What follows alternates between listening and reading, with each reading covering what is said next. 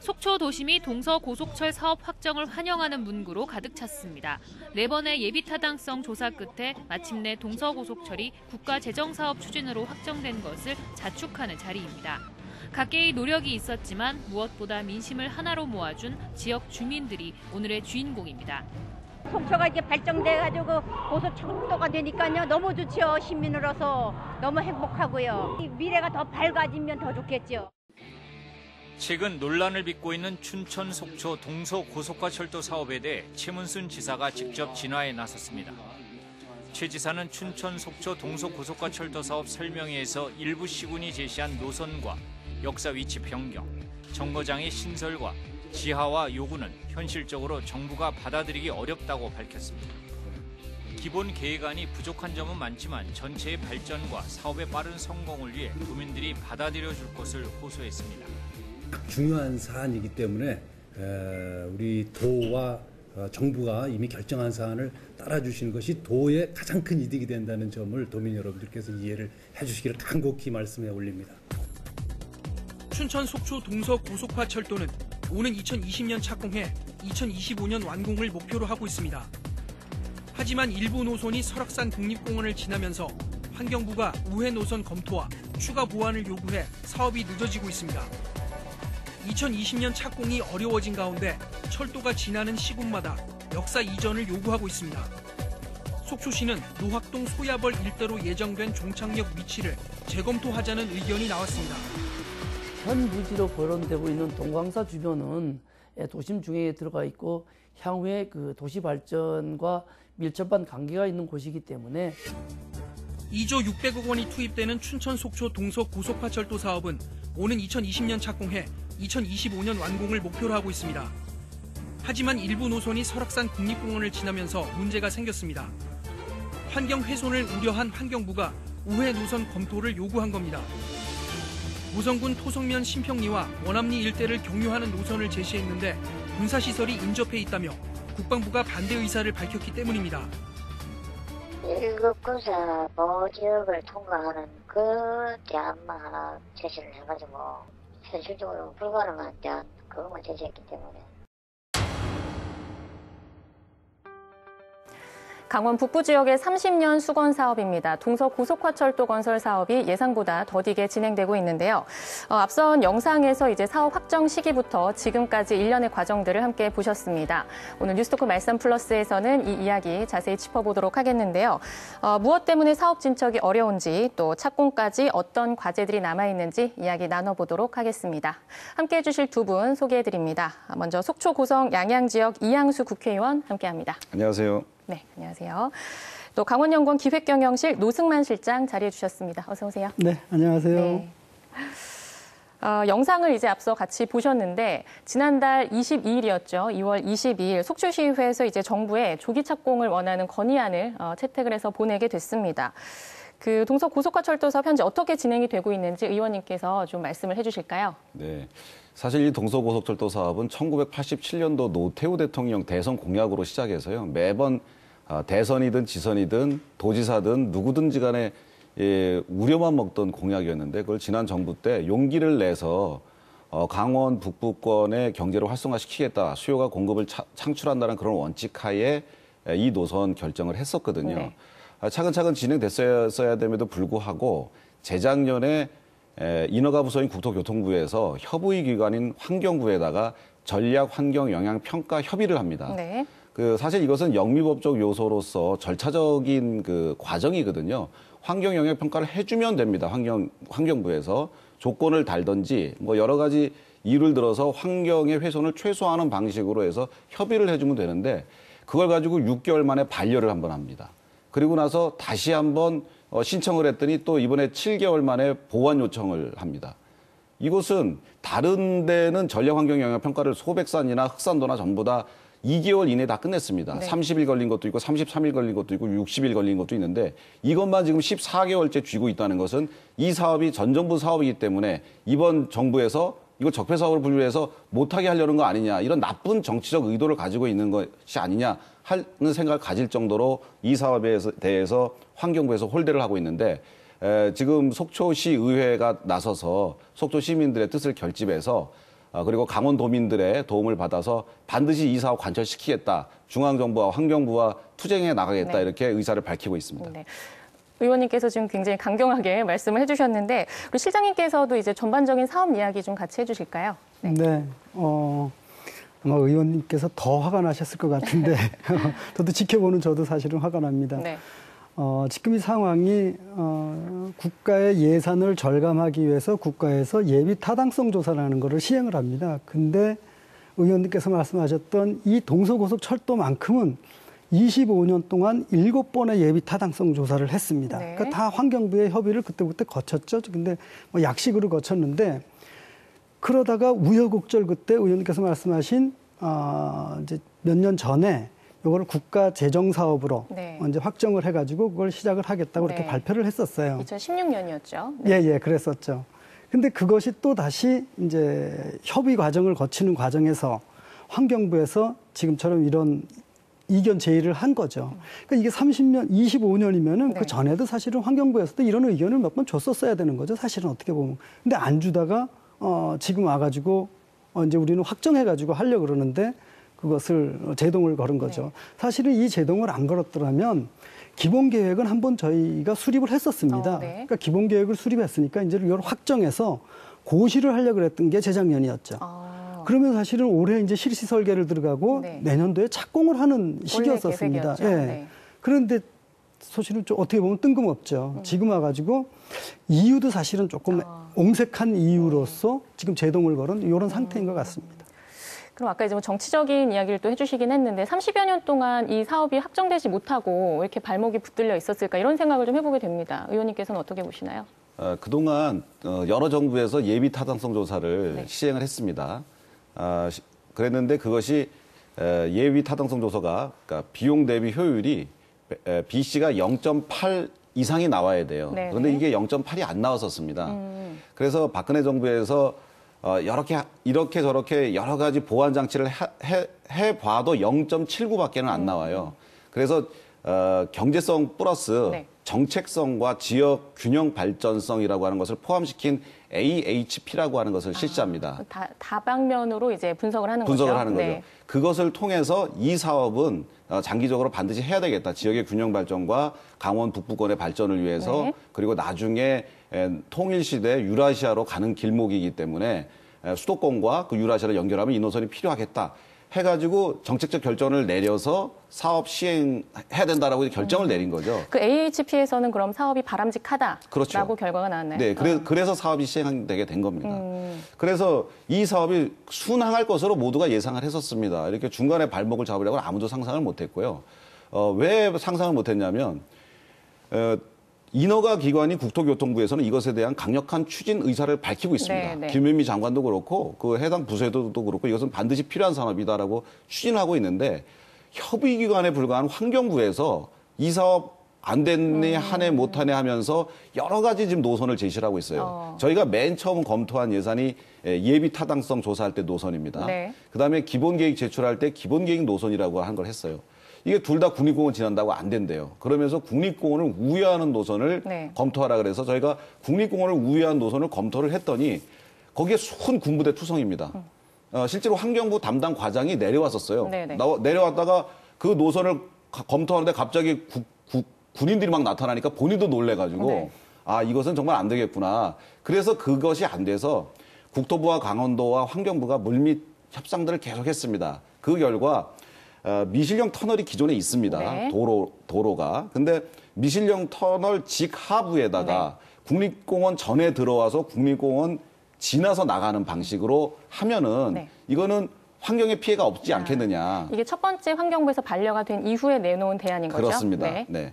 그래서 그거를 환경부와 국토부와 강원도가 어느 정도 협의점을 찾았습니다. 그래서 이번에는 해주겠거니 하고 저희가 제출을 했는데 환경부에서 느닷없이 보완 요구라고 하는 그런 그 거절의 뜻을 밝혀서 강원도와 속초시와 국토부가 모두가 다 황당한 그런 상황에 빠진 거죠. 네. 환경 영향 평가 제도라는 게 이런 겁니다. 도로나 철도나 뭐 이런 걸 놓을 때 환경 훼손이 당연히 있죠. 네. 근데 그 있을 때 이거의 환경을 최소화하는 방식으로 하는 게 좋겠다 하는 거거든요. 하지 말라라는 얘기는 할 수는 없는 거예요. 그런데 지금 환경부 태도는 마치 하지 말라는 식으로 나오고 있기 때문에 지금 우리가 이제 공분하고 있는 겁니다. 왜냐하면 터널 및 안 된다. 그러고서 제시한 게 뭐냐면은 먼저 번에 그 설악산 국립공원 우회하라 그랬잖아요. 네. 그걸 더 크게 우회하라는 거예요. 근데 그때는 우리가 그 더 큰 우회 노선에 대해서 용역을 하지 않아서 그렇지 거긴 군부대가 더 많습니다. 거긴 레이더 기지, 미사일 기지, 전차부대 다 있어요. 그리고 그렇게 크게 우회하면 공사비가요. 네. 환경부는 한 1,500억 정도 더 들 거라고 이렇게 예측을 하는데 국토부에서는 한 4천억에서 5천억 정도 더 든다고 네. 합니다. 네, 이 이야기는 뒤에서 조금 더 자세히 같이 또 다뤄보도록. 제가 너무 흥분했죠? 네. 알겠습니다. 같이 이야기 나눠보도록 하겠습니다. 앞서 우리 의원님께서 예비 타당성 조사에 대한 이야기를 좀 잠깐 언급을 해주셨는데 그 부분을 좀 더 자세히 짚어보고 넘어가겠습니다. 2016년에 이제 예비 타당성 조사가 다 완료가 됐습니다. 결과는 어땠었나요? 지금 동서고속철도에 대한 7번의 예비 타당성 조사는 이제 국토부가 조금 좋게 나왔고 네. 그 기재부 이제 KDI라는 한국개발연구원에서 한 거는 조금 이제 안 좋게 나오는데 네. 대부분 0.6에서 가장 좋게는 0.9까지 나왔습니다. 네네. 근데 이제 마지막에 KDI 그러니까 기재부에서 발표한 게 0.79였죠. 네. 그 대부분 이제 0.8 정도만 되면 1 이하인 노선에 대해서도 긍정적으로 검토를 합니다. 그렇군요. 네. 그 이유는 과거에 벌써 그러니까 1에 다달하는 경제적 타당성이 1에 다달하는 사업들은 이미 다 시행을 한 겁니다. 그러니까 이제 나머지 사업들에 대하였는데 이건 어떤 경우에도 일이 잘 안 나오죠. 이미 다 국가 기반 시설들이 다 갖춰져 있기 네네. 때문에 네. 필요한 것들은 어지간히 다 했다는 네. 거죠. 저희 나라가 이제 우리나라가 그 토건 국가로서 경제 활성화를 지키기 위해서 건설업에 대한 집중 투자를 한 게 바로 일이 나오는 시기였고 네. 그 이유는 사실 일이 안 나오니까 0.8에도 검토하는 건데 네. 이건 0.79까지 나오니까 이제 검토가 된 이런 상황입니다. 그렇군요.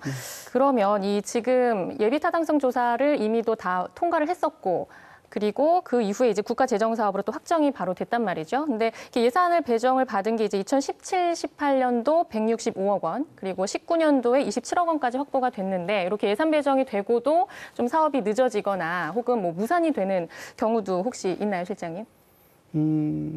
그것이 아마 그러니까 국회에서 네네. 국가 재정 사업으로 확정을 했는데 네네. 그다음에 아마 안단 케이스가 아마 그런 케이스가 같은데 찾을래야 찾을 수가 없을 겁니다, 아마. 근데 이제 유독 이 기획재정부가 네. 아마 국회의 의견을 거부한 아마 첫 사례 정도로 저는 생각을 해요. 강원도에서는 그런 사례가 없어. 아마 전국적에도 그런 사례는 없을 것 같아요.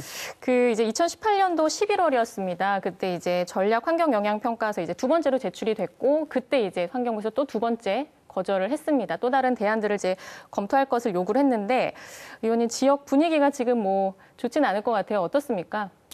대단히 안 좋죠. 네. 이거 뭐 대정부 투쟁에 다들 나서야 되는 거 아니냐. 그래서 얼마 전에 걸기대도 한번 했었습니다. 네. 상경 투쟁까지 지금 얘기들을 하고 있는데 환경부의 태도를 한번 더 지켜보기로 했습니다. 그리고 아까 그 예산 얘기 제가 조금만 더 네, 하면은요. 덧붙여 주셔요. 설계비는 다 확보가 됐어요. 네. 우리가 기본 설계를 하는데 보통 한 1년 반 걸리고요. 실시 설계가 또 한 1년 이상 걸립니다.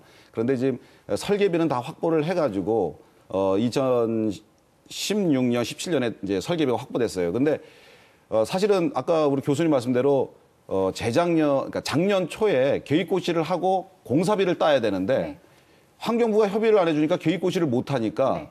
공사비를 딸 수가 없는 입장이에요. 그래갖고 작년에 기재부에서 0원으로 이제 저희한테 얘기를 했는데 저희가 야 갑자기 0원 되면 아무리 공사비 없어진다고 0원 되면은 이거는 저 사업의 연속성이 끊어지는 것처럼 보이지 않냐.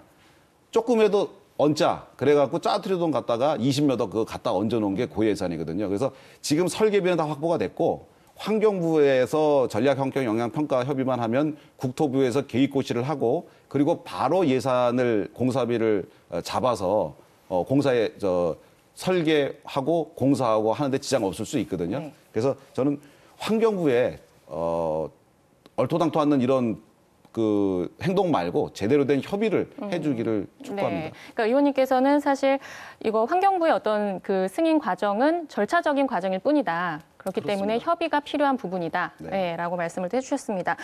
이제 그렇게 되면 환경부의 이야기, 이제 쟁점을 좀 들어가 보면 사실상 환경부에서 설악산 국립공원을 꼭 지나야만 하는가, 이 부분이 언급이 되고 있는 거죠, 지금. 뭐 첫 번째 반려든 두 번째 반려든 이제 환경부에서 내세우는 부분은 그쪽 이야기인데, 이 다른 곳들은 어떤지 한번 또 살펴보도록 하겠습니다. 뭐 터널이나 철도가 지나는 다른 국립공원들의 예를 한번 또 언급을 해주시면 좋을 것 같아요. 실장님부터 이번에 말씀해 주실까요?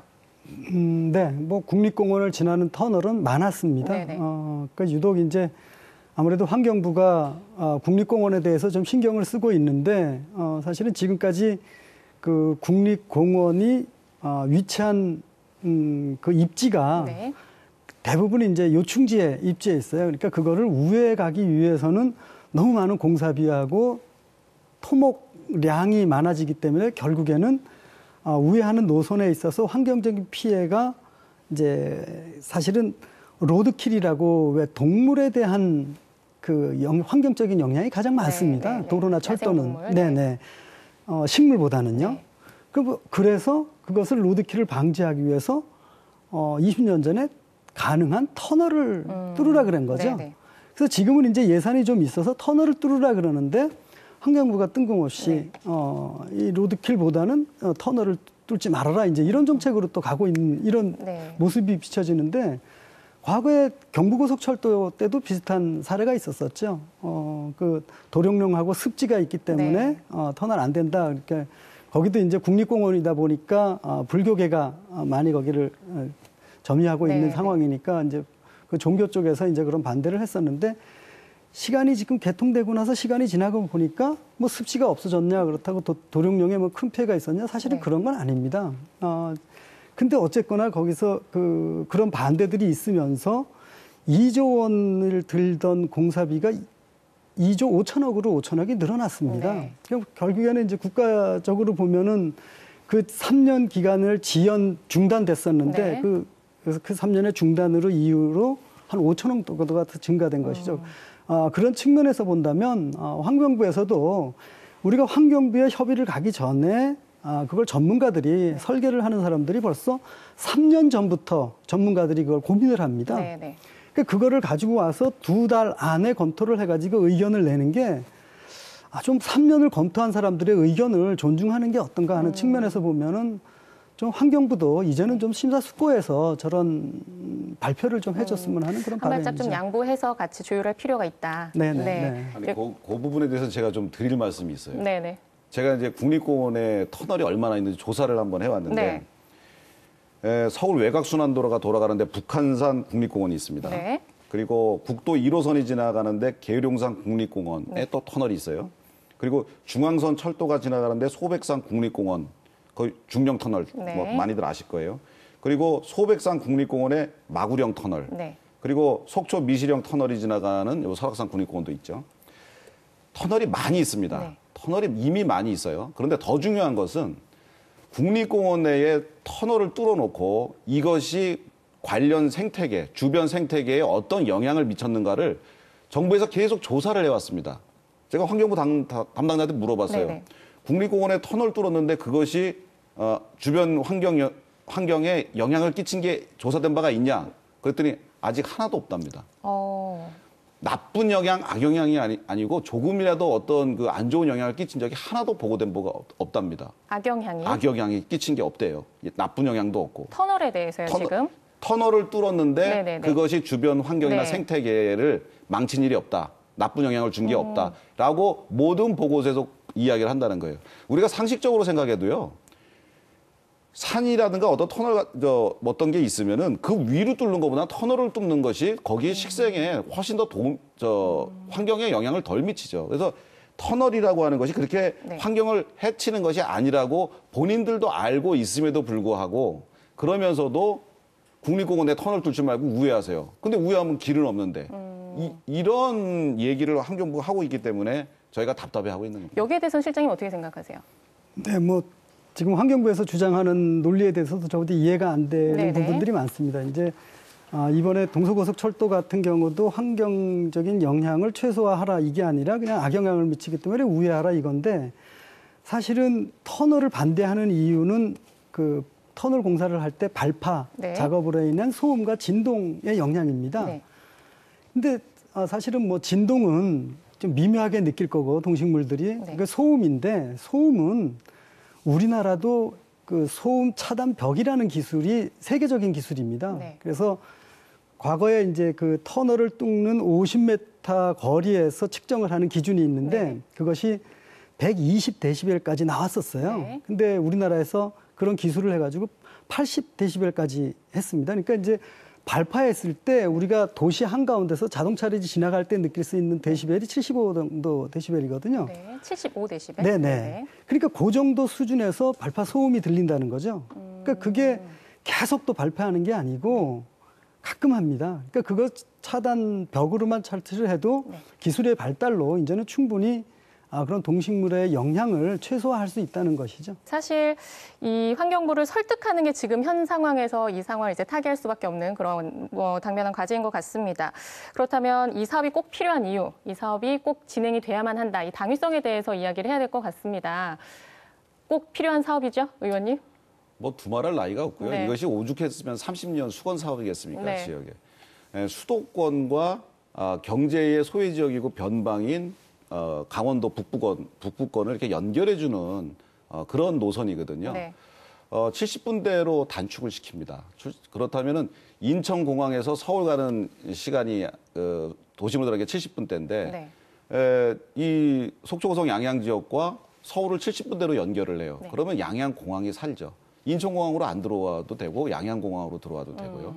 그리고 동해 북부선이 놓이게 되면 수도권의 여객과 문류들이 여기에 와서 유라시아로 진출할 수 있는 그런 물류 기지가 될 수도 있고요. 그리고 여기에 있는 분들이 뭐 수도권으로 문화생활이라든지 뭐 의료 혜택 같은 걸 볼 수 있는 삶의 질이 높아지고 또 여기에 여러 가지 인구가 늘고 뭐 관련 산업이 발달하고 이런 식으로 해서 도시가 형성되고 그리고 철도는 무엇보다도요.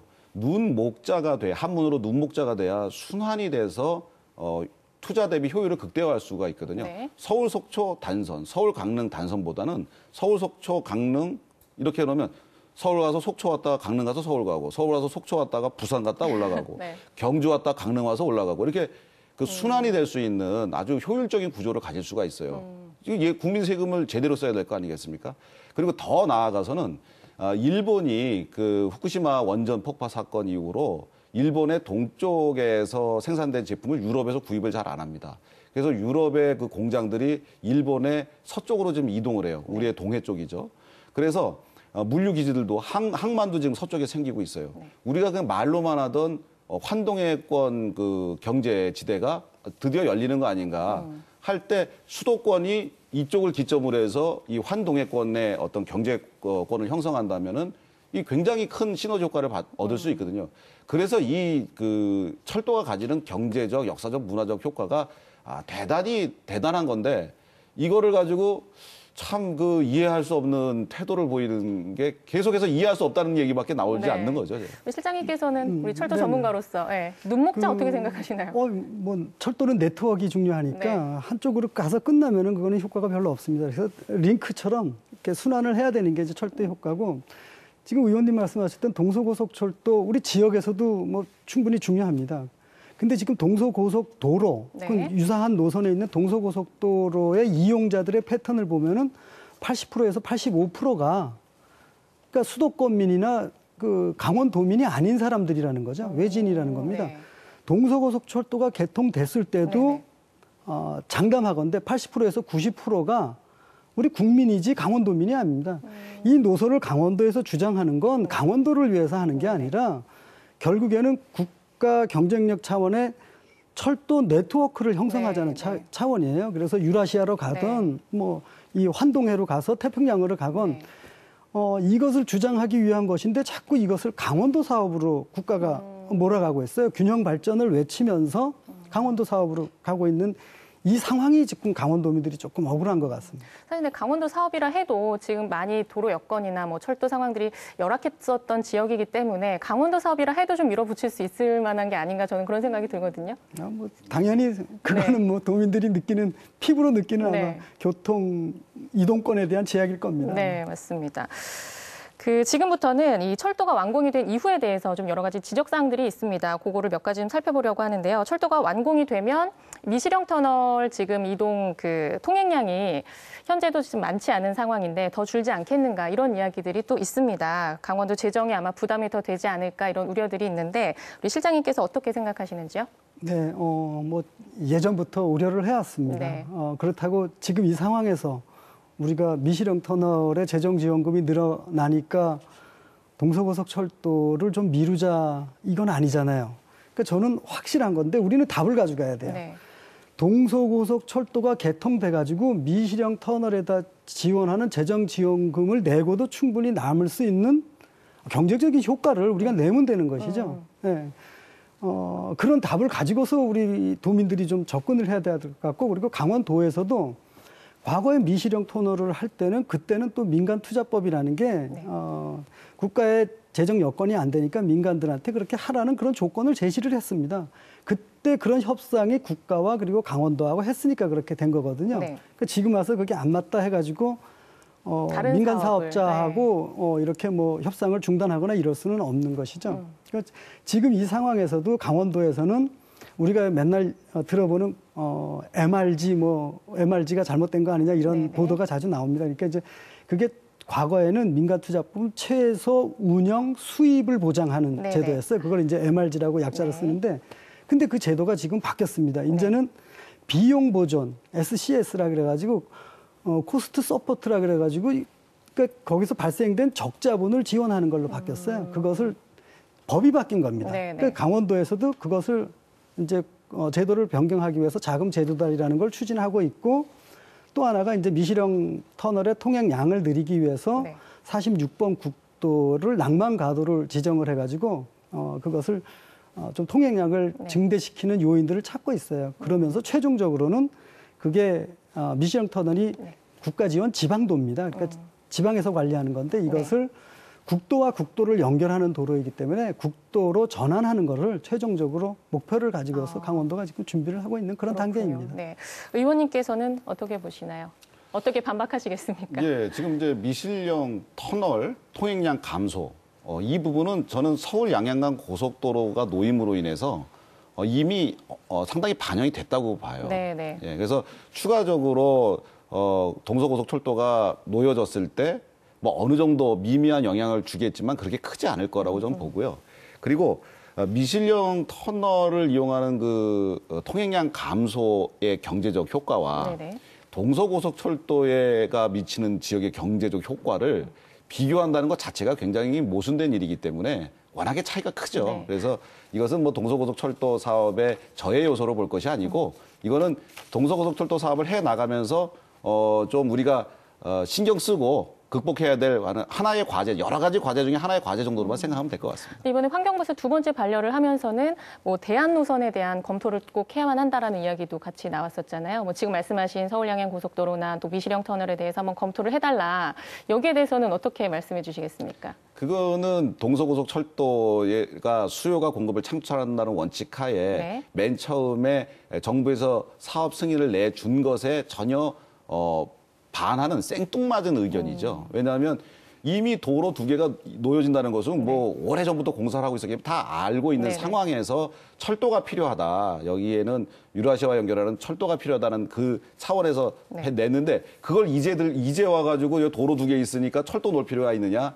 그걸 환경부에서 왜 얘기합니까? 그리고 그런 거는 모든 교통량이니 뭐 여객량이니 국가발전계획 뭐 이런 것들을 감안해서 국토부에서 하는 거예요. 그러니까 지금 환경부가 환경영향평가협의라는 게 뭔지 본인들도 이해를 잘 못하고 있는 거예요.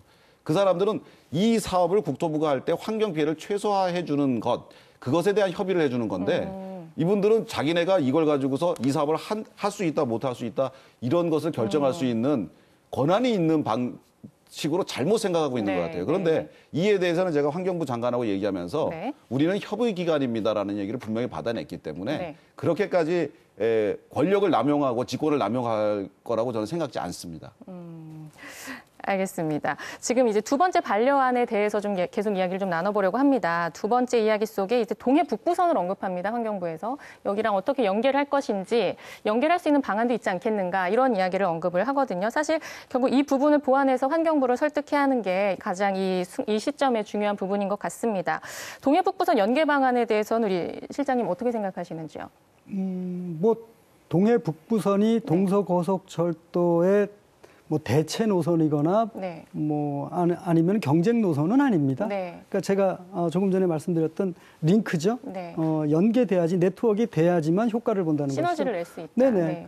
그런 측면에서 보면은 지금 당장은 그게 뭐 동서고속철도도 2조 원이 넘는 공사고 동해 북부선도 2조 원이 넘는 공사입니다. 그러니까 한꺼번에 투자할 수는 없을 겁니다. 그러니까 예산 상황을 봐가면서 아마 우선순위를 따질 것인데. 네. 동서고속철도를 얘기하면서 동해선철도를 얘기하는 거는 바보들일 것 같아요. 우리가 어차피 한꺼번에 안 한다면 우선순위를 정했으면 네. 하나에 대해서 가고 네. 그 다음에 그것을 링크화하는 작업으로 네. 계획을 해야 되는 것이지 이 노선을 하기 때문에 이 노선이 안 되고 이 노선 먼저 하는 것 엉뚱한 얘기를 한다는 것은 계획가로서는 있을 수 없는 거고 그리고 또 정책을 위반하는 사람들도 그래서는 네. 안 된다고 생각이 됩니다. 환경부의 이 의견에 대해서는 어떻게 보시나요, 의원님께서는? 좀 어이없는 얘기죠. 예, 상식적으로 말이 안 되는 얘기예요. 동해 북부선 사업이 지금 예산이 반영이 됐나요? 사업 승인이 났나요? 뭐 예비 타당성 조사가 됐나요? 그렇죠. 네, 추진 계획만. 예, 남북 경협 사업으로 승인이 됐나요? 아무것도 안 되고 말만 무성한 사업이에요. 그 그림자만 있는 그 도로에 하고 연결을 하라는 거예요. 네네. 그러면 사업비가 줄어든다. 그게 말입니까? 된장입니까? 네, 너무 한심해서 웃음밖에 네. 안 나오는데요.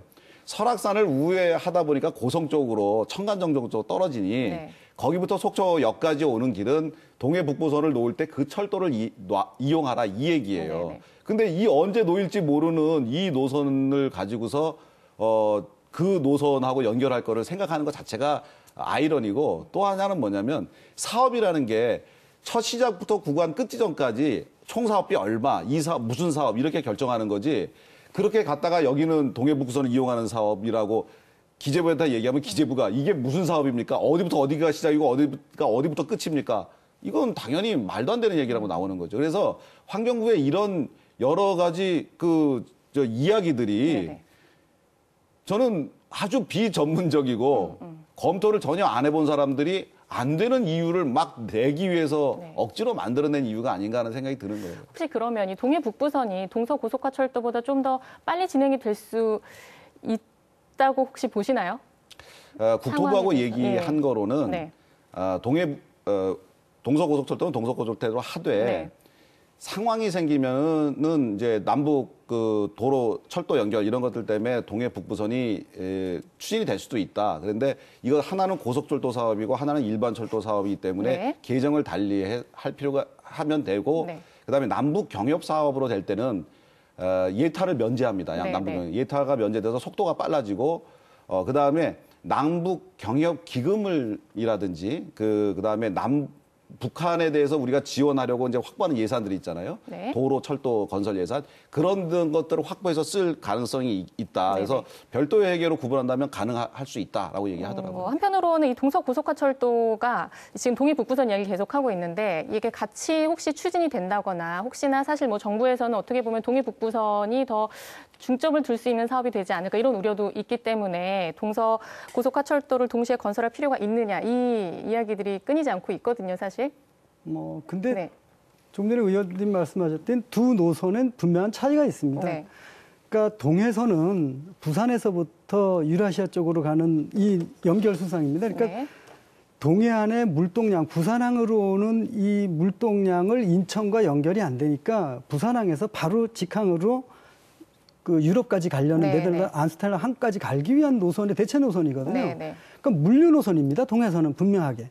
근데 동서고속철도는 여객 중심의 노선이거든요. 아, 네. 뭐 물론 화물이 안 된다는 건 아니지만 네. 어쨌든 지금의 현재의 수요 상황을 보면은 여객 중심입니다. 그러니까 이 노선을 중첩시키지 않았으면 하는 게 저희들이 이제 바람이고. 별개로 봐야 한다. 예. 네. 그럼에도 불구하고 예산의 한정이 있으니까 이제 뭐 어떤 걸 우선순위를 정한다. 이것도 네. 강원도가 그런 판단을 할 필요는 없는 것 같아요. 정부가 지금 동서고속철도는 우리가 일반 국가 재정 사업으로 예비 타당성 조사를 거쳐서 가는 정규 트랙으로 가는 사업입니다. 네. 동해선 철도는 지금의 남북 관계의 진전 상태에 따라서 추진되는 사업이거든요. 조금 전에 말씀하셨던 어떤 게 먼저 될 것 같습니다 하고 말씀을 하시면 저는 전문가로서 네네. 동해선이 먼저 될 것 같은 느낌이 듭니다. 지금 분위기로서는. 네네. 네. 얼마 전에 우리 북미 정상회담이 그렇게 좀 결렬로 끝났지만 대통령께서도 말씀을 하셨거든요. 개성공단하고 금강산 관광은 꼭 이루겠다. 금강산 관광의 포인트는 뭐 육로는 다 열려 있죠. 네. 이제는 배로 안 갈 겁니다. 아마. 그러면 철도로 갈 확률이 높거든요. 네. 그랬을 때 저는 아무래도 지금 이 상황이라면 동해 북부선이 먼저 가지 않을까. 그러면서 네. 국가 재정 사업으로 추진되고 있는 동서고속철도는 뭐 그건 강원도가 원해서 하는 거니까 아무래도 같이 병행돼서 가는 게 강원도민들의 가장 큰 바람이겠죠. 지금 중앙 정부의 어떤 중점 사항, 관심 사항이라고 볼 수 있는 동해 북부선 이야기를 하셨는데 여기에 대해서 의원님은 어떻게 보시나요? 정부의 저는 뭐 두 노선 다 중요하다고 생각해요. 네. 또 동해 북부선은 지금 말씀하신 대로 부산부터 유라시아까지 연결하는 그런 노선이고 중요하죠. 근데 이제 이거는 남북 관계에 굉장히 그 민감한 사안입니다. 네네네. 그러니까 알 수 없는 거죠. 그런 차원이고 동서고속철도 노선은 이미 정부가 정상적으로 사업 승인을 내서 트랙을 밟아 나가고 있는 거이기 때문에 네네. 이거는 제대로 정시에 차근차근 밟아서 진행되어야 된다고 생각해요. 어느 노선이 더 중요하다는 것이 아니고 두 노선 다 중요하고 그리고 두 노선이 연결이 돼야지만 궁극적으로는 연결이 돼야지만 이게 눈목자로 형성돼서 순환 노선을 할 수가 있고요. 그리고 지금 이제 그 한국철도기술연구원에서 그 철도가 지금 북한 거 우리 거가 폭이 달라요. 또 러시아 거도 다르고. 근데 폭이 달라도 다 갈 수 있는 그 궤도를 만들어냈어요. 그래서 이 동해 북부선도 나중에 고속철도로 사용할 수도 있고요. 그다음에 우리 서울 동서고속철도, 서울 속초간 동서고속철도도 화물을 실을 수도 있고요. 네. 이거 이제 그 필요에 따라서 물동량과 여객을 뭐 다 화물과 여객을 다 할 수 있는 그런 상황이 됐거든요. 그래서 저는 그 필요한 건 두 개 다 필요하다. 네. 그런데 우선순위는 뭐 상황에 따라서 되는 것부터 해야 되는데 지금 동서고속철도가 뭐 이렇게 착착 진행되고 있는 과정이니까 그건 될 거고 네. 남북관계 발전에 따라서 동서고속도가 또 되면 그것도 더 좋고 네. 그렇게 된 것 같아요. 네, 뭐 이제 환경부를 설득하는 과정이 지금 가장 중요한 순간인 것 같습니다. 정치적으로는 우리 의원님께서는 어떻게 풀어갈 계획이신가요? 환경부에 대해서 지금도 협의를 하고 있고요. 네네. 계속적으로 강원도와 국토부와 국회에서 환경부를 찾아가서 협의를 하고 있어요.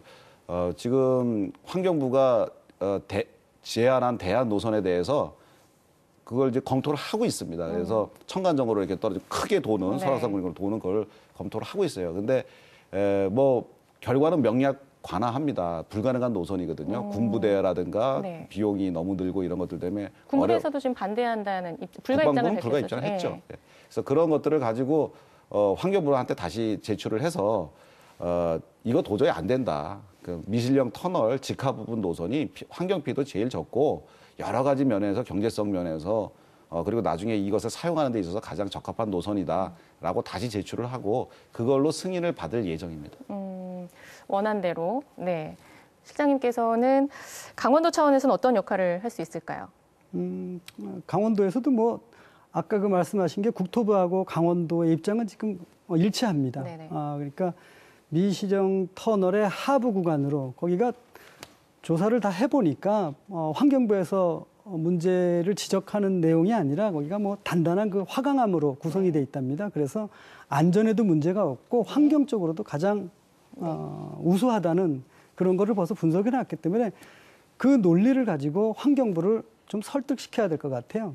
근데 그런 과정에서 아마 이런저런 또 환경부의 논리들이 나올 텐데 환경부가 조금만 더 빨리 결정을 해주면은 국토부랑 강원도는 그거에 대한 타당성을 충분히 제시할 수 있는데 환경부의 논리가 자꾸 이거 안 된다 이렇게 가고 있습니다. 법을 이래서 안 된다. 네.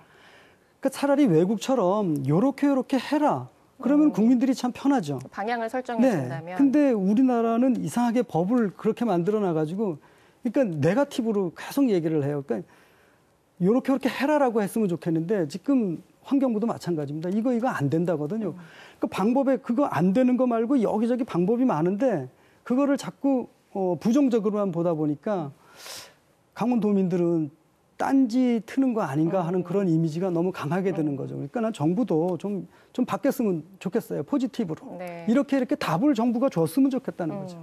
네, 이 전략환경 영향 평가가 이제 이후에 통과가 된다면 그 이후에도 뭐 과정들을 거칠 게 많이 남아 있습니다. 어떤 것들이 좀 있을까요?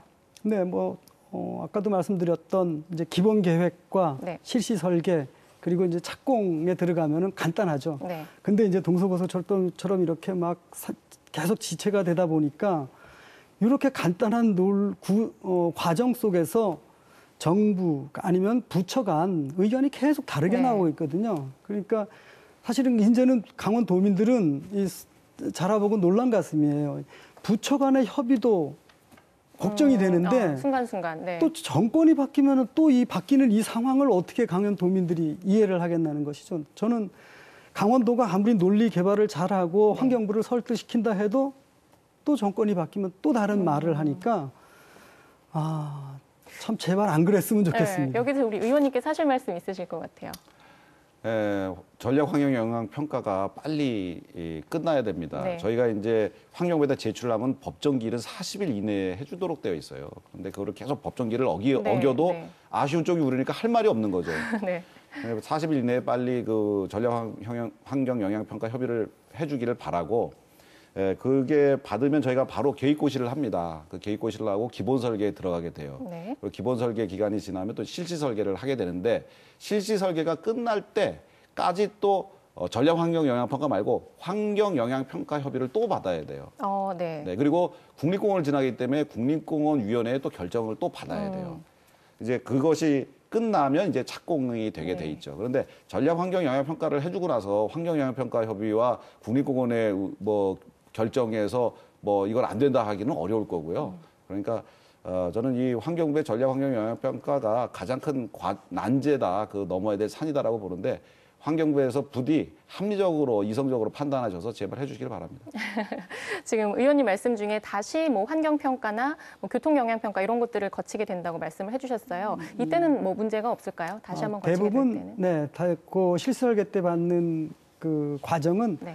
검증의 단계라고 봐도 되겠습니다. 그러니까 그때 기본 계획 때 환경영향평가를 통과한 거를 환경부에서 다시 검증하는 과정에서 반복하는 경우는 없는데, 이제 딱 우려하는 0.1%의 확률이 실시 설계를 해보니까 기본 설계 때는 그냥 계략적으로 하거든요. 그러니까 실시 설계는 이제 가서 직접 이제 측량을 하고 조사를 하고 현장에서 하다 보니까 특수한 안반이라든가 특수 토양이 나오거나 거기에 지작물이 있는 경우가 있습니다. 이제 그런 경우에만 환경영향평가를 다시 하는 경우가 있는데 그건 사실 0.1%의 확률이라고 보면 되겠습니다. 크게 문제될 게 없다. 네네. 정치권과 도 차원의 역할도 중요하지만 지역민들의 힘도 아주 중요하리라 생각을 합니다. 동서고속화철도 착공을 위해서 지역민들이 해야 할 일, 어떤 것들이 있을지 이제 마지막으로 지역민분들께 전하고 싶은 말씀이 있다면 덧붙여 주시죠. 의원님부터 말씀해 주실까요? 예. 정부의 미온적인 대응, 그리고 복지부동적이고 무사안일한 태도로 인해서 이 사업이 이렇게 질질 끌고 있는 것에 대해서 속초 시민 여러분, 그리고 강원도민 여러분한테 진심으로 송구스럽게 생각하고요. 지역 주민들이 힘을 모아 주셔서 그 열의와 단합된 힘으로 이 난관을 반드시 뚫고 헤쳐나가야 된다고 생각합니다. 동서고속철도가 가지는 의미가 우리 강원도 동해 북부권 지역에는 상당한 의미를 가집니다. 그동안 계속해서 찬밥을 넘어서 언밥 대우만 받아왔던 곳이거든요. 예타가 안 나온다고 해가지고 어떤 SOC 사업도 제대로 이루어지지 못한 곳이었는데, 이번에 이것마저 무산된다면 정말 그 상실감을 이루 말할 수가 없을 거라고 생각합니다. 저는 시민 여러분들께서 단합된 의지를 계속해서 보여주시고 그런 결집된 의지가 중앙부처에 다다르고 청와대에 다다른다면 이번 문재인 정부 청와대와 환경부에서도 이 사업에 대한 환경영향평가 협의를 해주고 사업 승인이 제대로 날 수 있도록 해줄 것이다라고 확신합니다. 네, 강원도민분들도 이런 대규모 국책 사업을 유치하는 과정을 아마 여러 번 지켜보셨을 것 같아요. 참 국가 사업을 유치한다는 게 쉽지 않은 사업입니다. 그러니까 관계자분들을 좀 격려를 해주시고 그리고 좀 철도가 들어왔을 때 우리는 무엇을 준비해야 될 것인가가 여러 가지가 또 있거든요. 그런 것들도 주민들 스스로가 좀 준비를 해주셨으면 좋겠고 그리고 이제 노선이 결정되고 나서 협의하는 과정들이 있습니다. 네. 그러니까 노선에 이제 뭐 본인의 토지도 들어가고 뭐 노선이 약간 비껴가기도 하면 그때 협상할 때 너무 내 주장만 좀 하시지 말고 좀 대의적인 차원에서 그런 것도 좀 협조를 해주시고 가장 하나 당부드리고 싶은 것은 이제 사실은 그런 대규모 국책 사업이 유치될 때 늘 난개발이 따라옵니다. 그 난개발을 누가 조작하냐? 사실은 외지의 세력들도 들어오지만 그 토지 소유주인 강원도민분들이 그거에 또 호응을 해서 그렇게 되는 것이냐. 그러니까 더 좋은 지역의 미래를 원하신다면 난개발은 참여하지 않으시는 게 지역 주민의 바람직한 자세가 아닌가 이렇게 생각이 됩니다. 실무자로서 굉장히 그 상세한 부분을 요청을 해주셨어요, 지금. 네, 지역민들께. 네, 강원 북부 지역의 오랜 과제였던 동서 고속화철도 건설. 30여 년 동안 국내외 많은 변화가 이 사업 방향에 영향을 미칠 수는 있지만 오랜 기간 철도가 들어서기만을 바라온 이 지역민들의 염원을 잊지 않아야겠습니다. 동서 고속화철도 건설 사업 빠른 시일 안에 희소식이 들려오길 바랍니다. 네, 지난 2015년 4월부터 함께해온 심층 시사 보도 프로그램 뉴스토크 말쌈. 오늘이 여러분을 찾아뵙는 마지막 시간입니다. 말쌈은 오늘 인사를 드리지만 저희 MBC 강원영동은 계속해서 우리 지역의 중요한 이슈들 시청자 여러분께 깊이 있게 전달해 드리도록 노력하겠습니다. 지금까지 애정을 갖고 시청해 주신 여러분 고맙습니다.